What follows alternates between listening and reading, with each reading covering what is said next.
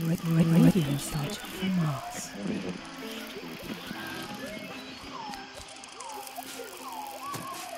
Greetings all you Martians out there, it's time for another round of Radio Nostalgia from Mars. Today's show is a tour de force of nostalgia from the good old days. And through music and shared stories, we can look forward to a bright future out here among the stars. The deepest tunes, the warmest memories. Radio Nostalgia from Mars.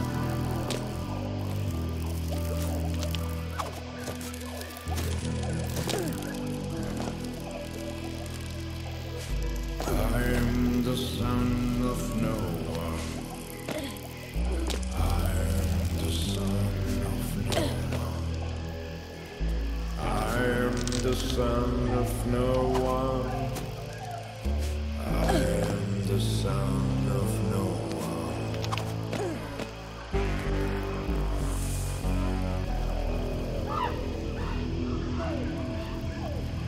A mutant of tomorrow. I got no time for sorrow. I found becoming a stag, antlers with no yellow tag. Left to my own device.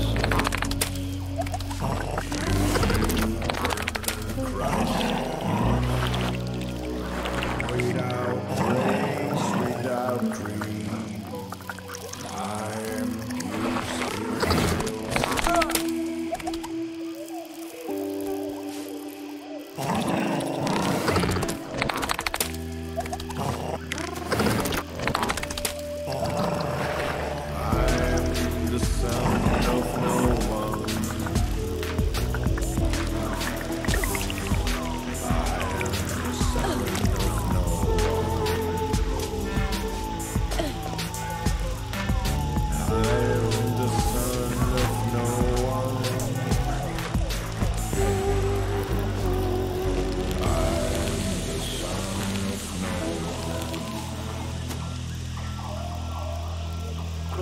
Don't pity this orphan. I'm a bundle of endorphins. This bastard will overcome even the Armageddon. And let's propel me. You cannot buy or sell me. I move through life like water. No one's son, no one's daughter. I am the son of no.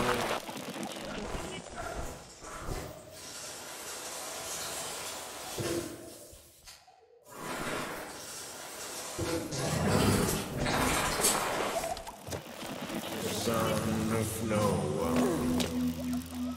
I'm the son of no one. I'm the son of no one.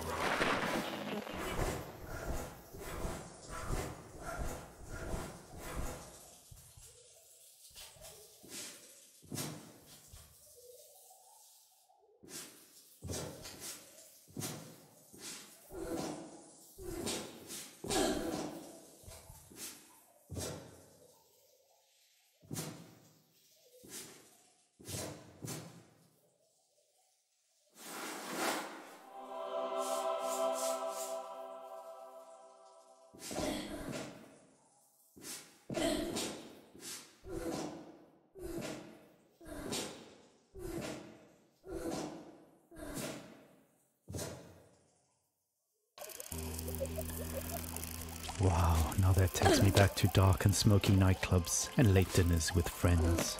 But alas, we cannot dwell there forever. So out of the darkness and into the light.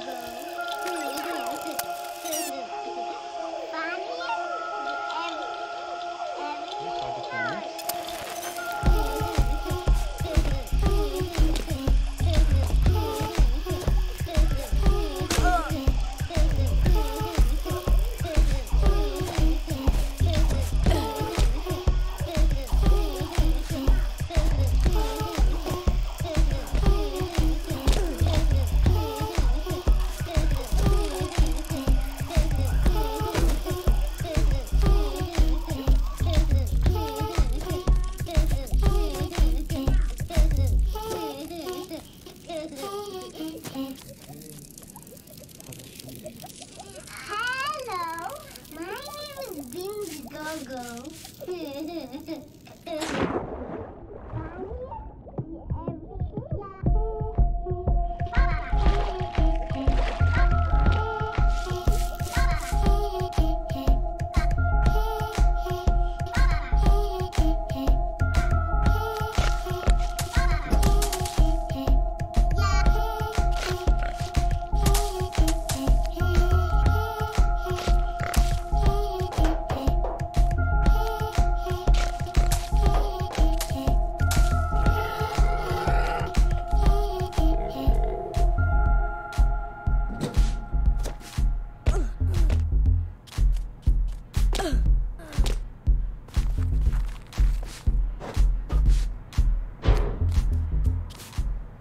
Toddler pop there, taking us back to the days of late-stage capitalism at its finest. Child labor never sounded so sweet. Speaking of labor, get those Gucci goods off and your hazmats on. The recent dust storm has wreaked havoc on the air ducts in Sector 2A and 3C, so we need all hands on deck. Histoire, mémoire, le bon vieux temps, source originale, fable authentique, espoir, inspiration, drame, musique, radio nostalgie de Mars. And now for another story. A look back at life on the open road and a look forward to the long road ahead. Crying while riding a Harley-Davidson is the actual meaning of life. I'm serious.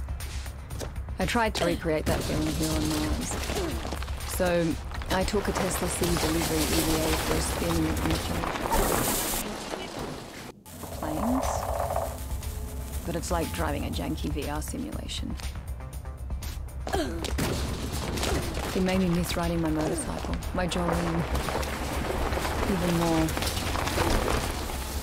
At 35, for 30 days in the blistering heat of July, I took a 4,600-mile trip across America on my motorbike.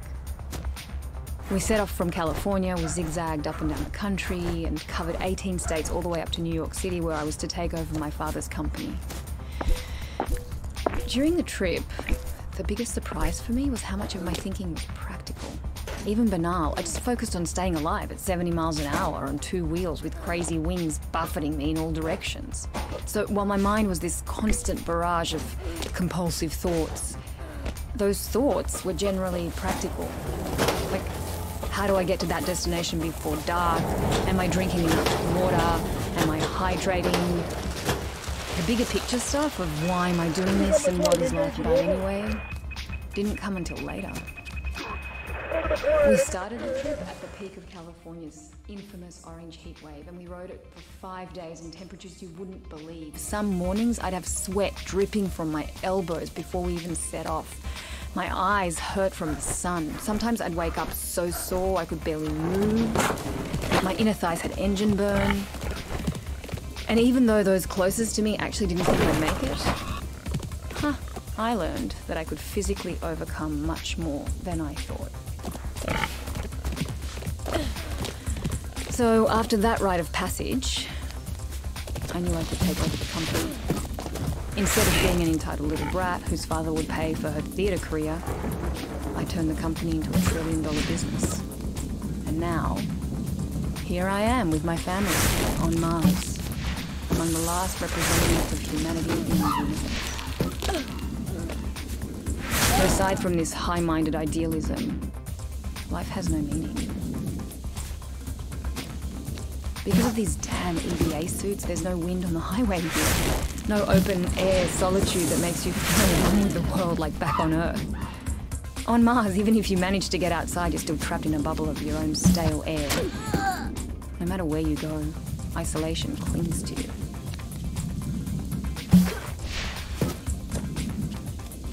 Unlike the open road, it's an experience of void and wholeness. There's no dancing asphalt in the heat, and no neon-lit diners, and 2 a.m. omelets with green bell peppers and yellow cheddar with a side of burnt hash browns, greasy bacon and black coffee. Instead, there's this barren rock and strictly monitored oxygen levels in sterile domes. We live in bubbles within bubbles.